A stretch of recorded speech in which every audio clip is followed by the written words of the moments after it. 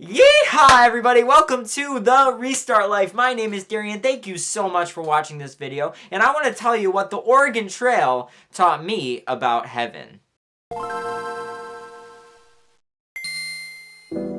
Once again, my name is Darian. I appreciate you watching this video, and if you like what you hear, and maybe even what you see, don't look too long. I'm in my business casual clothes. This is kind of the new norm in the social distancing era that we're living in. But hey, welcome to my channel, and if you haven't already, make sure you subscribe and hit the like if you feel like it. But I have this new idea for a new series, and I'm calling it What About? And this is a series all about life lessons that I gained from, everyday life and applying biblical concepts to it.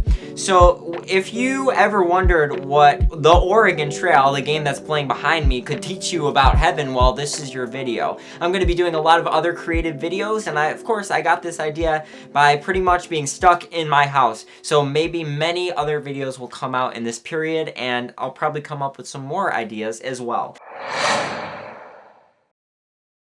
Well, the Oregon Trail was an educational video game that was meant to teach kids about life in the 1800s. The game is actually set in 1848, and it follows a family of 5 going through their journey in life, leaving Independence, Missouri. These are very key words to our lesson, so think about that. Independence, Missouri, and they leave their everyday normal life and journey on to a new place in Oregon. That's why it's called the Oregon Trail. Now, on the way on their journey, they are faced with various problems, various challenges, and various tasks that they need to do. One of their tasks is they have to cross a lake, and sometimes their boat kind of tips over, sometimes they make it out okay.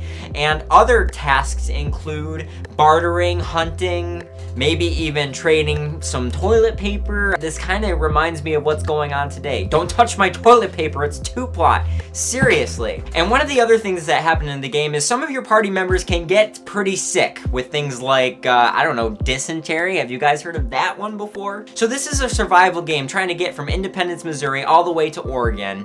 And it's like a life simulation. So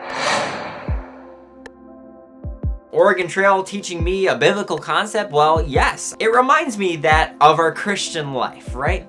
So when we walk through this life, when we believe in Jesus, it doesn't mean that everything's gonna be all rainbows and it's all gonna be so happy all the time.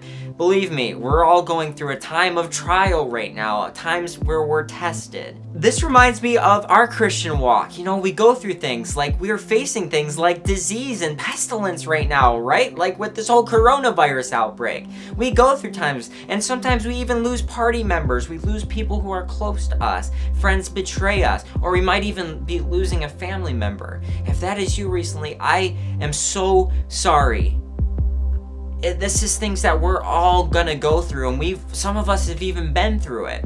These people on this Oregon Trail are marching forward, trying their best to get to Oregon and make a better life for themselves. And you know what? This reminds me of heaven. You know why? Because we are just foreigners here in this life. We're just walking through this life trying to get to our destination, our Oregon, or in this case, our heavenly Oregon. Our destination as Christians is heaven. And I have a Bible verse that I want us to turn to kind of tie all this together. It's in Hebrews chapter 11. It says, "It was by faith that Abraham, the figurehead of the faith, right, obeyed when God called him to leave home and go to another land that God would give him as an inheritance. He went without knowing where he was going. And even when he reached the land that God had promised him, he lived there by faith. He was like," and here's this word, "a foreigner, living in tents. And so did Isaac his son and Jacob his son's son," right? "Who inherited the same promise." It says in verse 10, "Abraham was confidently looking forward to a city with eternal foundations." So he wasn't looking to just settle down in this land that God had promised him. He was looking forward to some other place. And it says a city designed and built by God. And if we skip to verse 13, it says, all these people, the figureheads of the faith, right, died still believing what God had promised them. They didn't receive what was promised, but they saw it from a distance and they welcomed it. They made it their own. They agreed that they were foreigners and nomads here on this earth. Just a bunch of aliens passing through, right? This wasn't their home. Obviously, people who say such things are looking forward to a country they can call their own, but this isn't talking about an earthly country here. If they had longed for a country they came from, they would have just went back, but they were looking for a better place, a heavenly homeland. That is why God is not ashamed to be called their God, for he has prepared a city for them. And this is the same for every believer. This is what we look forward to. We don't just settle down here on this life and have our best life now. No, we're looking forward to a better life in our heavenly Oregon, right? Like our wagon driver in the game, he's leaving his self-independence and he's going forward to his heavenly Oregon. He just calls himself a pilgrim, and that's where they're headed. We're not staying here. We're going somewhere else. We're going to heaven. Where are you headed? Where is your hope set? Is it set on living your best life now? What kind of a hope does a person like that have when disease comes or when hard times come? They don't have any.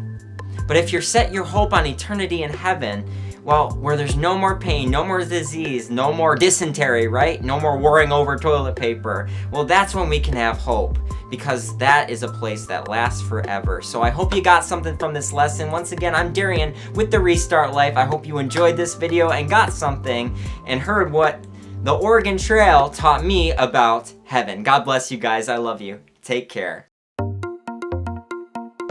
Yeehaw! Yeehaw! Yeehaw, everybody, welcome. Don't touch my toilet paper. Oh, and good luck surviving.